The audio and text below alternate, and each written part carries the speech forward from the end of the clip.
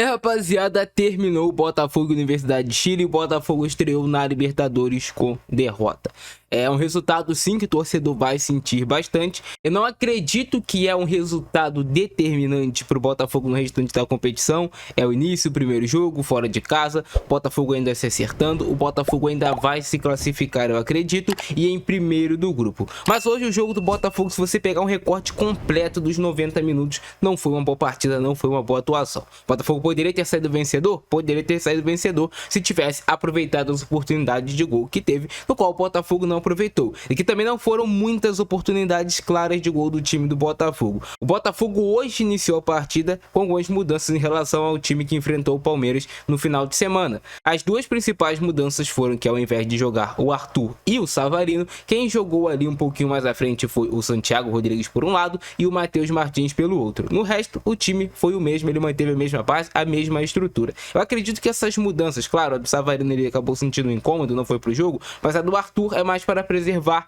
minutagem. E ele deu essa oportunidade ao Santiago Rodrigues de começar jogando. O que eu achei do jogo do Santiago Rodrigues, já para te adiantar, que talvez é um dos jogadores que a torcida do Botafogo deposita bastante assim, expectativa para assumir o protagonismo do time do meio para frente. O Santiago Rodrigues teve alguns bons momentos, mas ainda está abaixo do que o torcedor do Botafogo espera para um jogador que chegou para substituir o Thiago Almada. O Santiago Rodrigues hoje mostrou evolução em relação aos últimos jogos dele, que tinham sido muito abaixo. Hoje ele foi um pouquinho melhor, tá melhorando aos poucos, mas ainda falta muito para ele ser esse jogador inquestionável no time do Botafogo. Já o Matheus Martins foi muito abaixo, não conseguiu render. O Matheus Martins, eu acho que ele entra melhor no jogo do que ele iniciando. Hoje ele não conseguiu render pela direita, depois mudou para a esquerda e também não conseguiu ter um bom desempenho. Não conseguiu puxar contra-ataque, conseguiu pouquíssimo se associar e desenvolver as jogadas para o time do Botafogo, muito distante do restante do time, não conseguiu levar vantagem nos duelos individuais. Mas o Botafogo até que começou bem o jogo. Eu gostei da postura do Botafogo, tentando se impor mesmo, jogando fora de casa, assim como fez contra o Palmeiras, tentando jogar no campo de ataque, tentando ter uma posse de bola ofensiva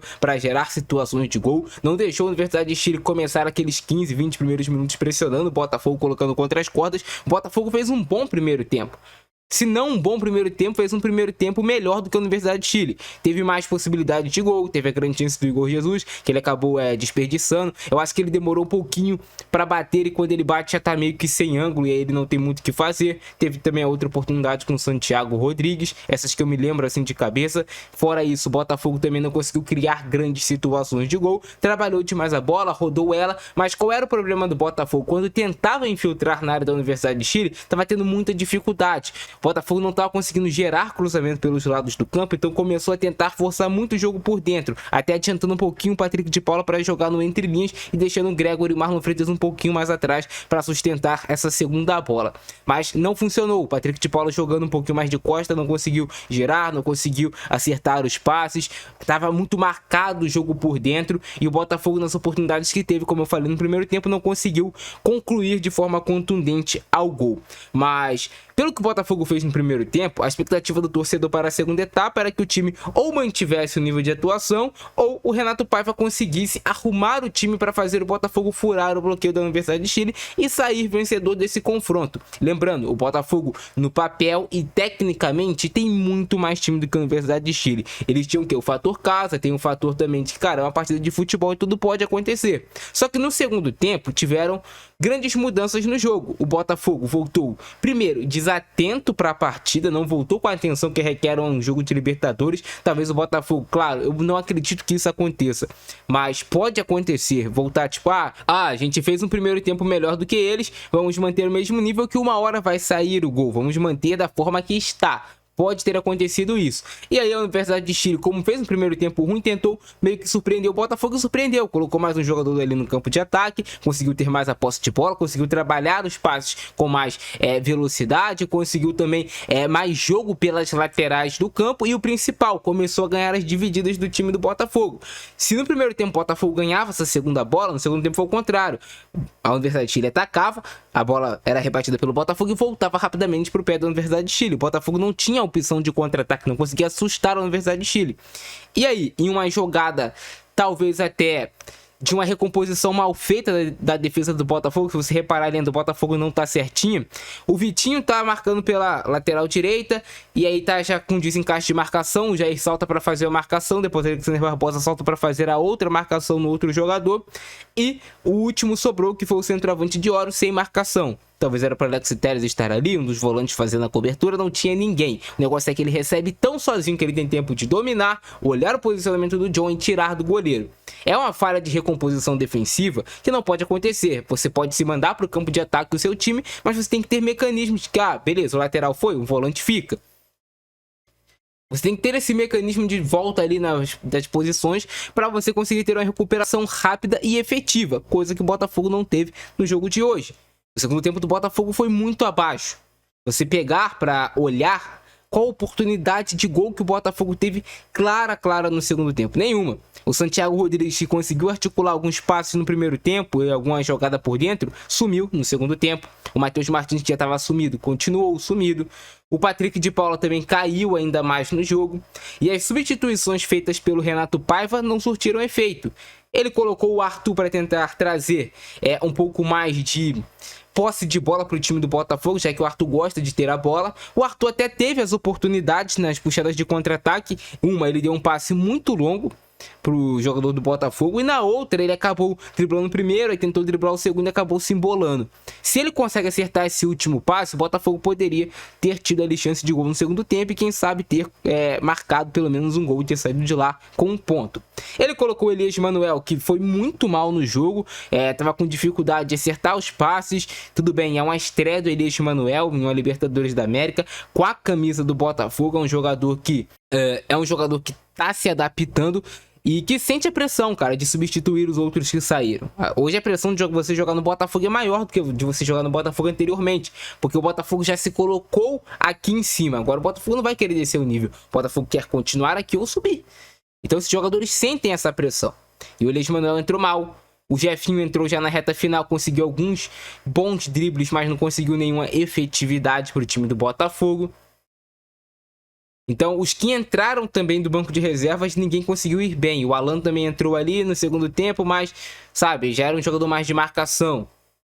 E aí, para completar, ainda no final do jogo, o Igor Jesus foi extremamente ingênuo, leva um cartão em uma discussão e depois é expulso, dando uma mãozada no jogador da Universidade de Chile. Me lembrou muito a expulsão do Cuiabano contra o Racing, uma expulsão boba, que acaba desfalcando o time para um jogo importante contra o Carabobo na próxima terça-feira, que é o jogo para o Botafogo ganhar, fazer saldo contra o time que é o saco de pancadas do grupo. A gente sabe que não existe isso no futebol. Você sempre tem que entrar com respeito ao seu adversário. Mas o Igor Jesus vai desfalcar o Botafogo. E quem vai jogar? O Juan Cruz? O Elias Manuel? Quem vai jogar? Essa é a pergunta. Vai repor a altura? Nenhum desses repõe a altura o que o Igor Jesus faz no ataque do Botafogo. Então, eu acho que o Botafogo tem que pegar de ensinamento as coisas positivas que tiveram no jogo de hoje, e o que teve de negativo é a hora de consertar. É um time em construção no meio da temporada. Tem coisas positivas, tem boas ideias no time do Botafogo, mas nenhum time sobrevive de boas ideias. As boas ideias têm que andar junto com gols, que vão andar juntos com resultados também. Só aí o técnico vai ter tranquilidade para passar para os jogadores e continuar trabalhando com sabedoria. Você analisando o jogo de 1 por 1 do Botafogo, o John fez uma boa partida. Por mais que tenha levado o gol, eu não acho que o John comprometeu. O Alexander Barbosa fez um jogo bom também. O Jair fez um jogo também que não chegou a comprometer assim no time do Botafogo. Teve alguns lances ali que correu mais risco. O Vitinho não conseguiu ser muito contundente no ataque. O Alex Telles também não conseguiu ser contundente no ataque no jogo de hoje. O Gregor fez uma boa partida na frente. O Gregor até fez uma boa partida na frente da defesa, mordendo, marcando. O Marlon Freitas já fez um jogo mais abaixo, com dificuldade de controlar o meio de campo do Botafogo. Errou alguns passes muito bobos o Marlon Freitas, que não é do costume do jogador. O Matheus Martins fez um jogo muito sumido, apagado. O Santiago Rodrigues fez um jogo de altos e baixos, mais para baixos do que para altos. Poderia ter concluído melhor algumas jogadas, tanto de passe quanto de finalização também pro gol. O Igor Jesus hoje fez um jogo mais abaixo do que eu espero dele. Eu sei que ele pode apresentar muito mais do que ele fez no jogo de hoje, ainda mais depois de ser expulso no final, que é uma atitude de destemperamento que não acompanha a carreira do Igor Jesus. O Patrick de Paula fez um jogo mais sumido em relação ao que fez contra o Palmeiras, não conseguiu manter o mesmo nível de atuação. Até a gente viu muita vontade do Patrick, mas a gente não viu ele conseguir desenvolver o mesmo jogo. Mas a gente precisa se lembrar que na temporada passada o Botafogo iniciou mal também a Libertadores e terminou como campeão. Eu sempre falo isso aqui, é claro que o início sempre é importante para você se classificar, mas o que importa no final das contas não é só como começa, mas sim também como termina o campeonato, como termina a competição. O Botafogo ainda tem muito trabalho pela frente. O Botafogo tem um jogo importante, Campeonato Brasileiro contra o Juventude, que é o jogo para trazer essa tranquilidade para o Paiva, que empata contra o Palmeiras, perde para a Universidade de Chile. Agora é hora de ganhar, senão fica pressionado. Precisa vencer esse jogo diante do Juventude sábado e depois tem que vencer também do Carabobo na próxima terça-feira, no meio de semana. Não tem outra alternativa, agora é buscar vitórias. Além de jogar um futebol convincente, o Botafogo tem que buscar vencer. Só assim vai ter tranquilidade para continuar o trabalho. Mas eu quero saber a opinião de vocês aí embaixo. Lembrando, cara, é muito difícil eu conseguir passar aí os lances. Eu vou tentar passar pelo menos o do gol aí para vocês, mas é muito difícil porque senão a Conmebol acaba tirando o vídeo do ar, né? Nem só questão de monetização, é questão deles tirarem o vídeo do ar. Vão tirar e vocês não vão conseguir assistir o vídeo, já ficar bloqueado, então é complicado, cara. Beleza? Espero que vocês entendam, mas o Campeonato Brasileiro segue a rotina normal. Abraço do Francesco, nós fui!